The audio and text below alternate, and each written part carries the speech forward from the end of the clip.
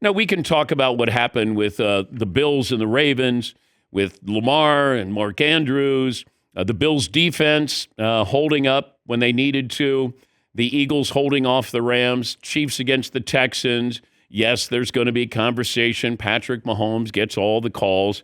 He doesn't, but I think because they're always on national TV, when he does get a call, it stands out more than anybody else. Michael Jordan got calls. LeBron got calls. This has happened before. Tom Brady got calls. At least in our minds, you say, oh, they get all the breaks. Well, these games are always in front of us. Therefore, when you see something like this, you remember. It's kind of burnt into our brains here. But the Chiefs over the Texans, and I know the Texans, they're complaining about we had to beat the officials. If that's your mindset going into a game against Patrick Mahomes, feels like you're kind of defeated. Hey, we knew we had to beat the referees as well. Well, you might have had to beat the referees, but it would have helped if you kept the Chiefs from beating up your quarterback. You had over 100 yards more of total offense. You didn't have any turnovers. You have no excuses other than your excuses that you didn't take care of business. Did Mahomes get a call there or two? Yes, probably did so. Probably so. Or at least the letter of the law with the NFL. But they had opportunities. You can't have your quarterback get pressured, hurried over 20 times and get sacked, 8 times? I mean, he was hit 14 times. That's on you, not on the officiating, not on Patrick Mahomes. The Chiefs do just enough, and you have to do just a little bit more. And you didn't do that. So I don't want to hear the complaining from the Texans. You had a great season. You had an odd season. You came back, and you had impressive football there at the end of the season. But you guys lost the game. You had your opportunities. In the red zone, don't miss kicks. I mean, there's a lot of blame that goes around. Let's not start with the officiating. Start with yourself.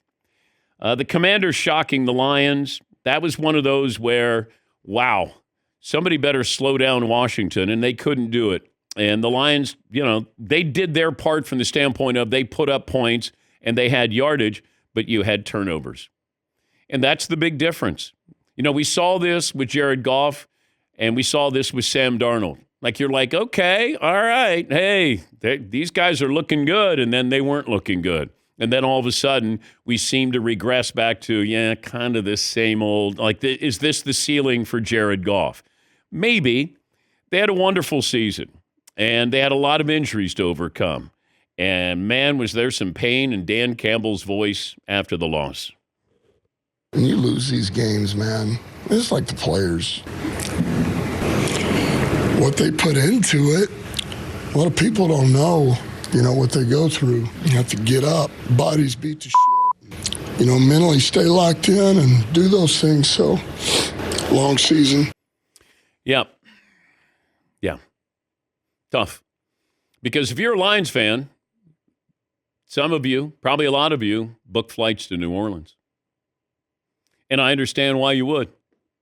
Because you thought, all right, we're the team of destiny.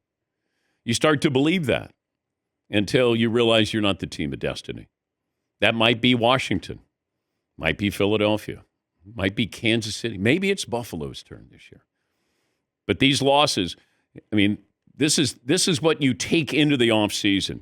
Imagine you're Mark Andrews. You've been the security blanket for Lamar Jackson his entire career. All else fails, Mark Andrews is open. If you would have said to me last night at halftime, hey, by the way, it's going to come down to Lamar throwing a pass to Mark Andrews. How do you feel about it?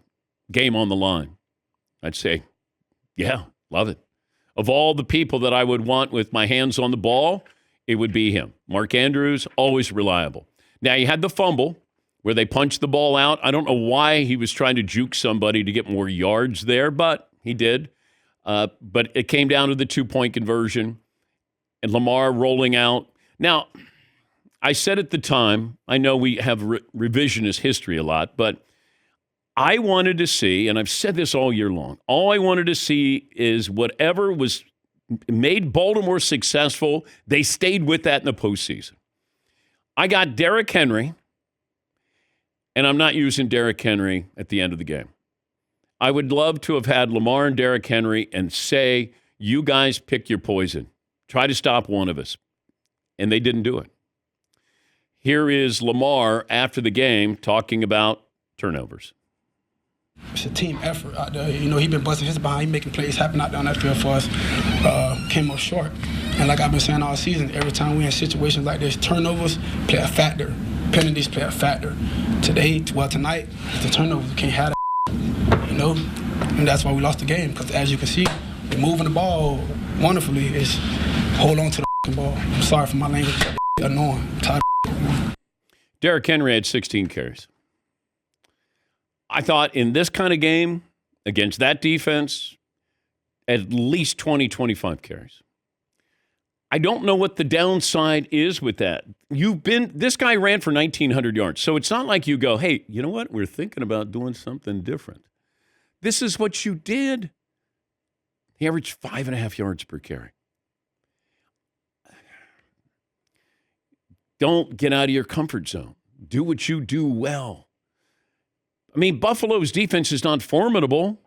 It's a bend, don't break defense.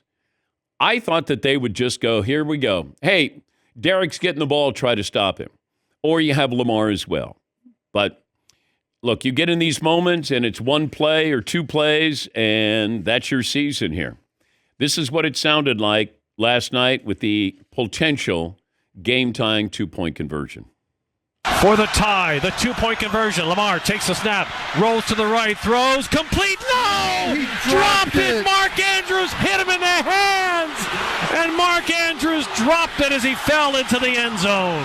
One of the more sure-handed players in Ravens history dropped it, hitting him right in the hands. Yep, I think, and even Jim Nantz thought that he had caught it just because of the angle there. And it's Mark Andrews, because he should have caught it. Does it come down to him? Yes, it does. Yeah, that play extends the game and extends their season. Is it the reason why they lost? No. But that will be the singular play that we'll look at. And the other play will be when the ball got punched out.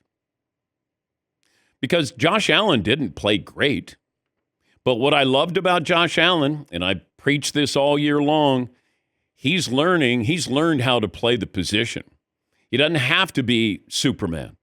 He doesn't have to try so much, try so hard, fewer turnovers. That's how you win these games. Nothing fancy, just no mistakes. And that's the difference in this game. Yes, Eden.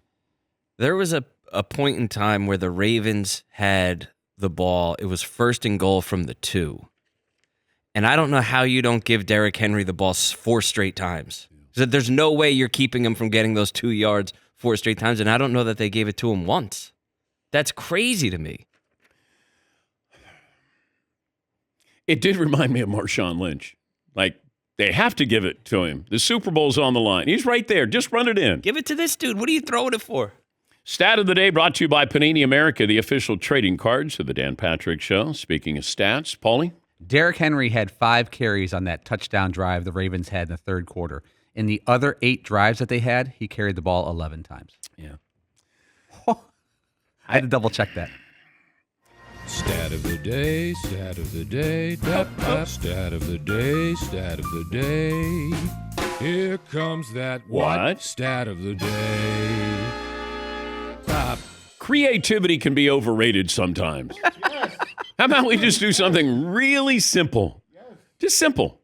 Don't have to, you don't have to do trickery. You don't have to be Ben Johnson in the lines. Just sometimes you just go, here it comes, and it's going to hurt. Yes, Todd. But then you can do that, and then if you get stopped and it doesn't work out, there's going to be people saying, they knew that was going to happen. Why would you do the same thing that they're waiting for? The Eagles got away with it. Everyone knew Saquon Barkley was going to get the ball, and he destroyed them, even though they knew this was going to happen. But, Todd, you just answered your own question. Sometimes it works, sometimes it doesn't work. Obviously, it didn't work for the Ravens. They overthought it. Like, they'll never expect this. They think we're just going to have Lamar and Derrick run the whole game. When they stop him, we can have this conversation. They didn't stop him. They did not. They knew that Saquon was going to run the ball. They couldn't stop him. And if I'm Buffalo, God, I know that one of those two is going to run the ball. I just had to factor in the weather. Like I was blown away. I kept going, God, this is really simple, isn't it? Why are they making it complicated?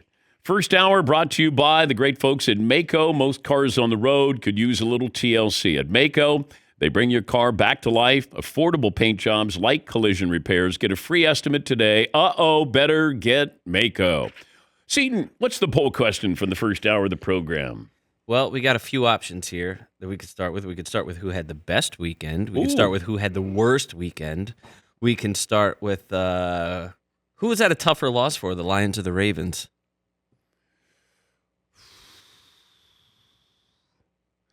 I don't know. It feels like it's the Lions. Like I can hear it in Dan Campbell's voice.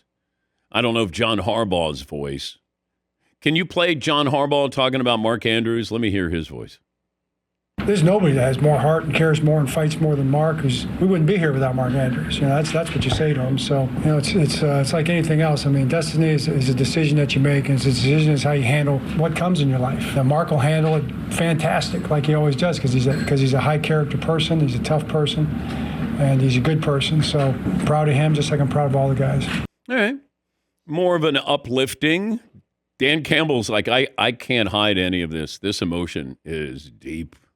Yes, Eden. Hey, there was a moment just after halftime last night when John Harbaugh came out and he's doing the interview, and they're like, "Hey, coach, what are you going to say? Whatever, this and that. Second half, how you can start, blah." And they're like, "What do you say to Lamar Jackson?" And, sort of like a rough first half. He had 2 turnovers. Or what do you say to Lamar Jackson going into the second half? He goes, "I don't need to say anything to him. He knows what he's doing."